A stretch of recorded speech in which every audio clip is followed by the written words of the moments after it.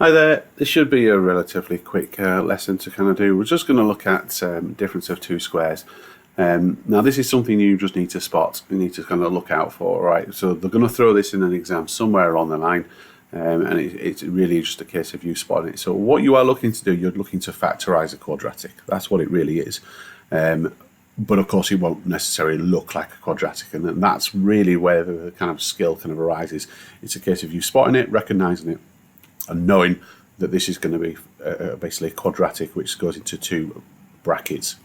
All right, so the difference of two squares goes into two brackets. All right, so this is kind of format that it tends to look like. So you've got something squared minus something else squared, which is why it's the difference. So obviously the difference between two numbers is 1 take away the other. So the difference between 4 and 10 would be 10 take away 4, hence why it's called the difference of two squares. So something squared take away something else squared. So you've got to recognise it, you've got to spot it, and what that will mean is it'll go into two brackets where you've got a plus b times by a minus b. All right, and if you're going to expand that bracket out properly, then that's what would happen. You'd have a times a, which is a squared. You'd have b times minus b, which is minus b squared.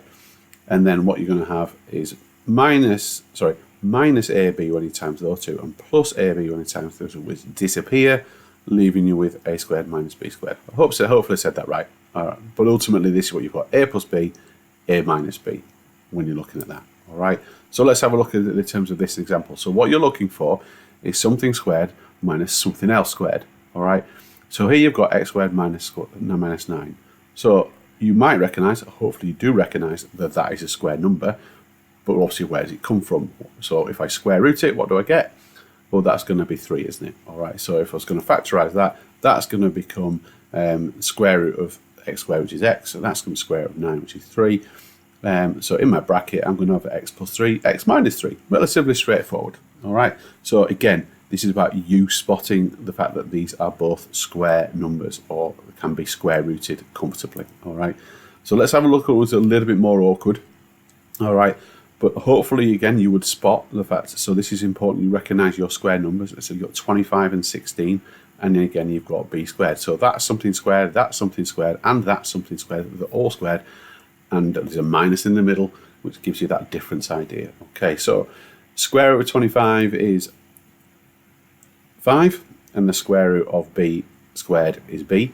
So you'll see that there. So 25 b squared is 5b. So just square root that 25, square root of the b, gives you those two. And the square root of 16, which I'm sure you all know, is 4. So it gives you that one there. And that's going to form the two parts of your bracket. So you're going to have 5b plus 4, 5b minus 4. All right, difference of 2 squared. All right. So again, you are asked for factorise. It doesn't look like anything goes into both of those two terms, and I think that's what a lot of people will do. They think of it as a linear expression.